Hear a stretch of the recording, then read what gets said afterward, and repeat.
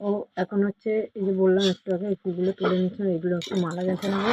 আর এইগুলো যে ফুলগুলো আছে, এই যে এই ফুলগুলো সব পুজো হবে, এইসব ফুলগুলো যতগুলো নিয়ে এসছে। কারণ মালা বাঁধবো, কারণ হচ্ছে আমার গোপালকে একটা মালা দিয়েছি। আর হচ্ছে ওই মঞ্চে মানে তুলসী মঞ্চে ওখানে একটা দেবো, ওই জন্য মালা কিনে আনতে আমার একদমই মনে নেই। ওই জন্য একটা মালা আমি এখানে গেঁথে নেবো।